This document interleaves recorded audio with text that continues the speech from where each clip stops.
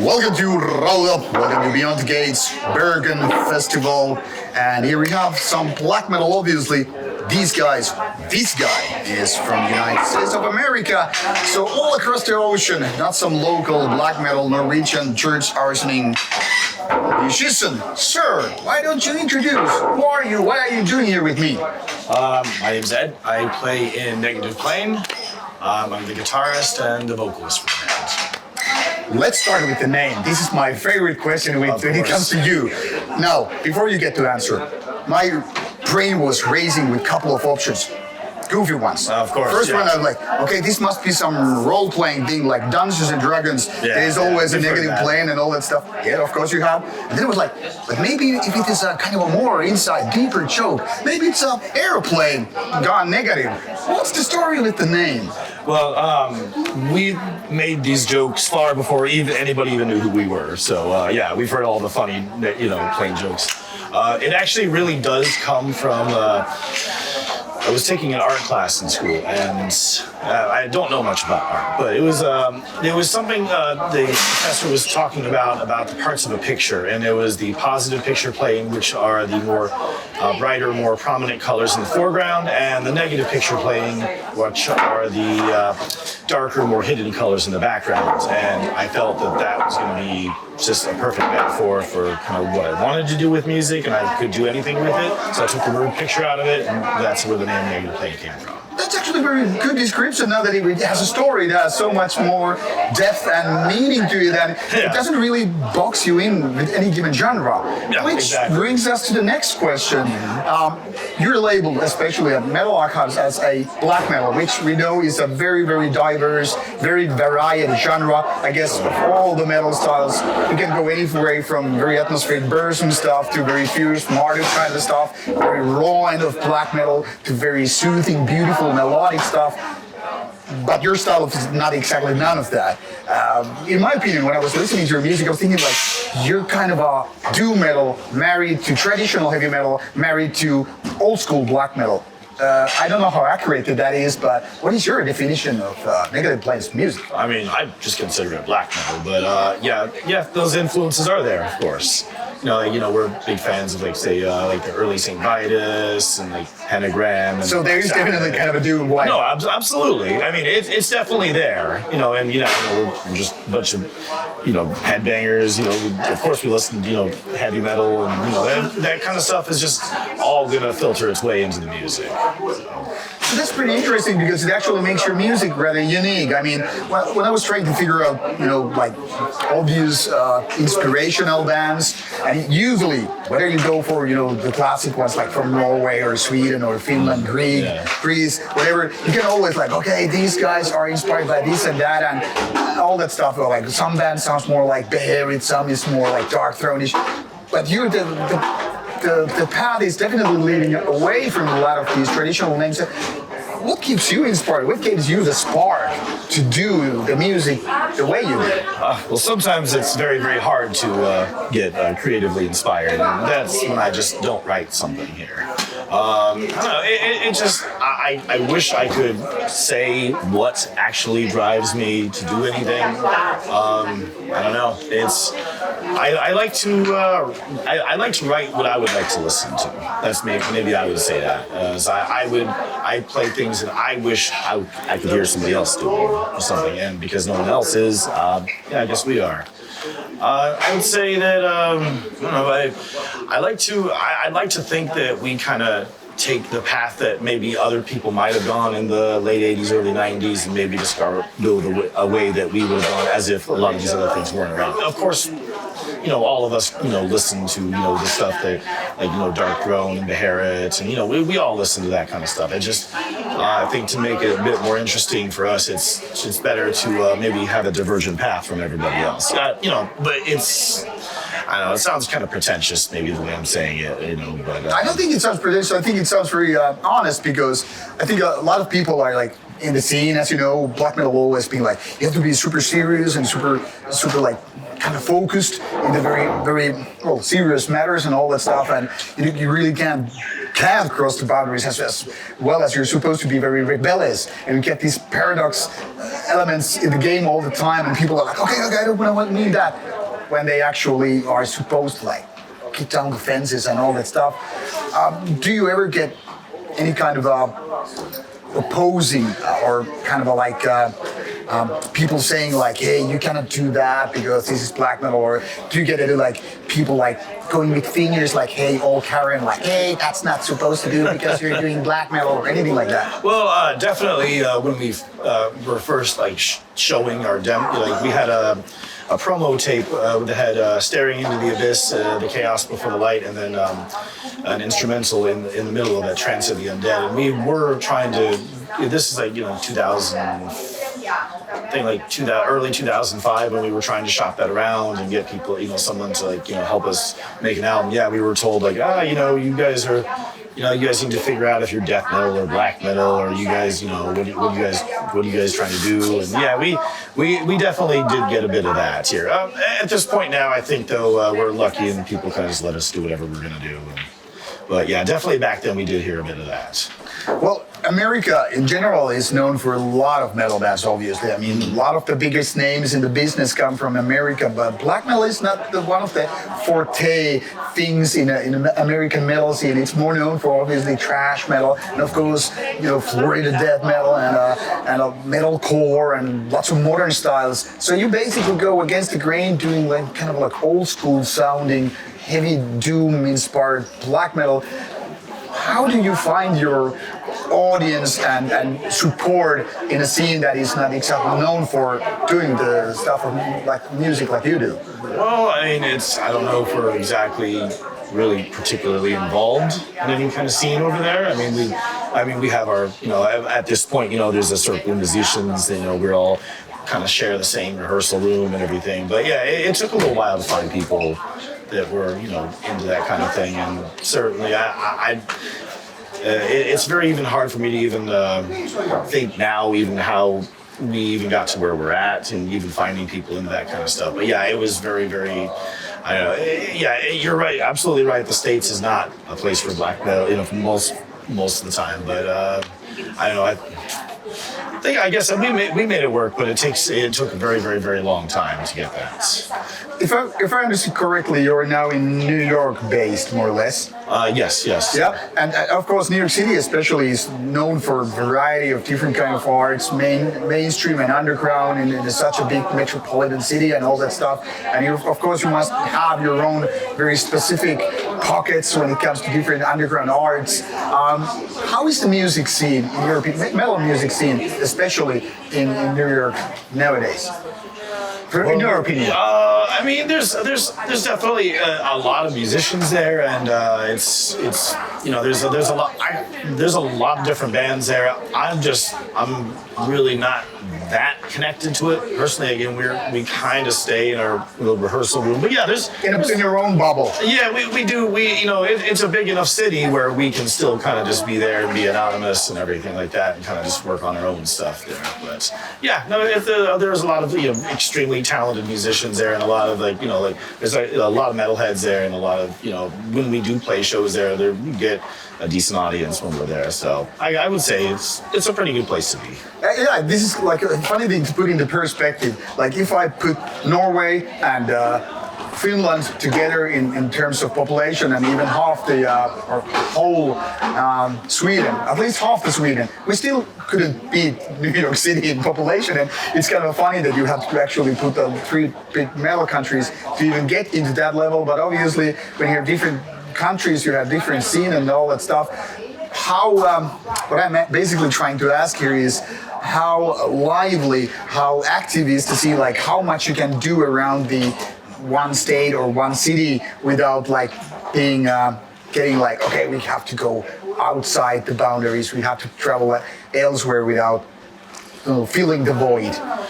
I mean, again, we don't really, we don't think about seeing things particularly that much when we're there. I mean, it's honestly, it's great, having, again, other musicians, knowing some people in other bands and such, so that way, if there's, for example, we have Unfortunately for this show, our drummer wasn't able to make it. Matthias, who's normally like he's the other part that the creative part that I work with all the time, and it's, he wasn't able to make it, but thankfully we do have our friend Robert.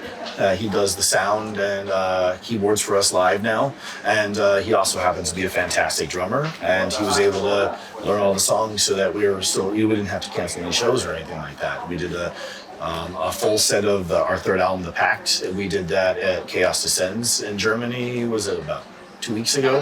And then the second night we did just songs from our first two albums. And because of there being a good pool of musicians around, it was very, very easy to find somebody there and find people relatively like-minded to us and everything.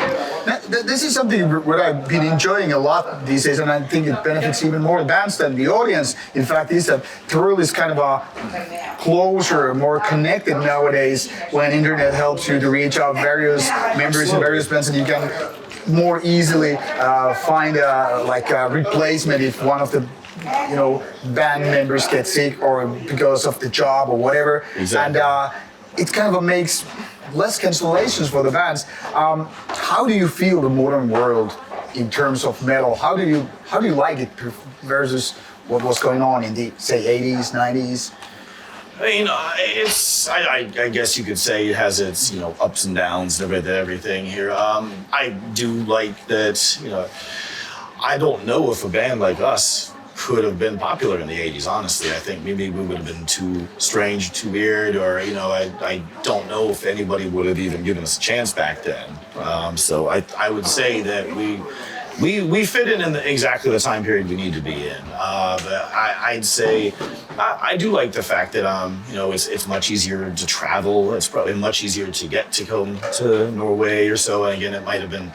I know bands obviously from the States toured Europe and stuff in the 80s, but I don't think it was as easy as it is now. So I would say in general, it's a positive thing.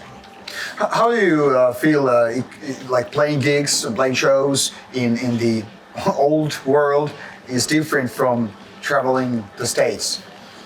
I mean, I would say that in general we're a bit more spoiled over here than we would, in the States here. I mean, but it's and we of course, when we're not doing music, I get to be a tourist and take a look at all the amazing architecture and all the history that people have over here.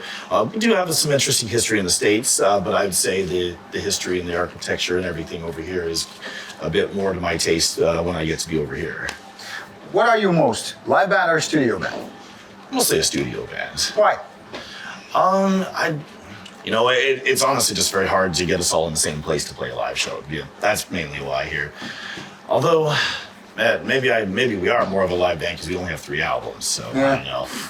No, let's talk about the lyrics. Lyrics are a very important part of the Blackmail in general, and a lot of people find them very important to figure out whether or not they will, fit in their worldview or certain kind of likability and all that stuff.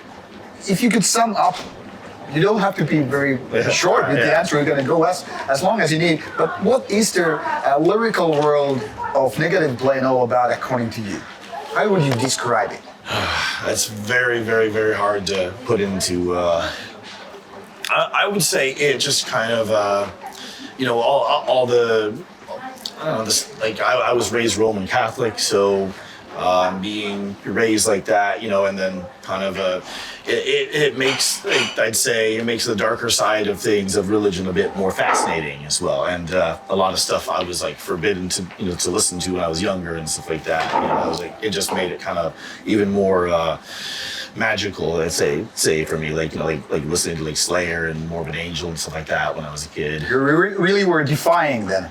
But of course it started out as just, rebellion and that kind of stuff. But and eventually I actually kind of really did just find just a certain artistic, I don't know, whatever you could say, beauty in it. And I actually started to, find that, just that I really, really, enjoyed the aesthetic that we were going with. I'd say the, big, eerie cathedrals and the how small you can feel when you're walking into one of those places, and just like stained glass windows, and I had a really all the eeriness and all the darkness I felt when I would be having to sit in like church when I was growing up. I was resented it a lot at the time, but then I actually found that I could take a lot of inspiration from that. And You didn't really feel the godly light, like, hey, love enters you. I mean, like, it was, I was very frustrating. You know, when you're a kid, it's, you know, it doesn't bother. It doesn't bother me so much now. But yeah, you know, when I was a kid, that's, you know, it was just, you know, wanted to rebel against everything like that. And I guess that's where all that stuff kind of came from. And then, you know, I wanted to actually make the lyrics a bit more poetic. You know, I tried. The first album, the lyrics are a little boneheaded and some like, but I wanted to kind of a part of the territory and growing up. Yeah, exactly. You know, and then, but I wanted to take them a little bit further on Stained Glass Revelations, and on this, on the Pact, I actually wanted to make it like, you know, a whole like story and everything here, but. I don't know where I'm exactly going with all this. That's fine. That is why I like to do these interviews, and that's why I don't do the list of questions. The rambling is the best part, when you just open your mind and let it all kind of like flush out. But if there's like a, I don't know, idea or line or two which you're especially proud of, that's something that this is something that sums up some of the best ideas you put on paper, what would you say? I know it's a really hard question, but if something specifically like important to you comes to mind, like what would it be like? I don't know. I would have to say, really liked. I really liked the lyrics in "A Work to Stand 1,000 Years." I liked. Because that's like the first thing that broke, you know, into the. To making this album, I actually was able to complete those lyrics, and those are shorter than the ones than the other songs. But yeah, I liked the whole thing about, you know, what did I say? The steeple shadow across the sky, a spear for the hearts of the unbelievers. I wanted to make the character the architect, you know, kind of like an egomaniac, and making it so that he was using the excuse that he was, you know, doing God's work and, you know, striking down unbelievers, you know, that kind of stuff. But he was really worse than anybody. You know, he was the most evil of them all. So I liked kind of putting that together. And then it started, you know, even the song starts out where, you know, he's just talking about like making a giant cathedral to praise God and the angels and everything, and then it just turns out that he ends up maybe a paragraph later making a pact with the devil to finish the work in the church. You know, I like to think that he's the character that I made. He thinks he feels the ends justify the means. He's building this great cathedral so he can just do whatever he wants in order to finish it. And yeah, that's I was pretty proud of that, the way I got that started here. That's good. There's probably a few other things that I'll probably think of after this interview, but always. Off the top of my head, that's the first thing I think. All right, cool. So about your sound, when I was listening to the albums, I was thinking like your overall production is kind of a old school rather than these overly produced modern albums, which is especially very prevalent in death metal and metalcore and modern style of band. But you're almost like, hey, let's go back to the 80s, almost like a 70s kind of vibe, which again fits very well with your old school doom and heavy metal vibe. But why did you go kind of it's called rusty sound in a way? I think that's just what the music calls for. And that actually makes it very, very difficult when we're recording albums and mixing it, because again, the default thing, you know, the easy thing to do is to make a modern sounding album. Yeah. Because that's the kind of modern presets. Yeah, everything is like that would have been by far the easiest, and honestly we would have had a lot less headaches and everything if that's what we went for. But going for the sound, trying to recreate stuff, you know, a feeling like you would get when you hear those early 80s, late 70s albums, you know, with those really huge sounding drums.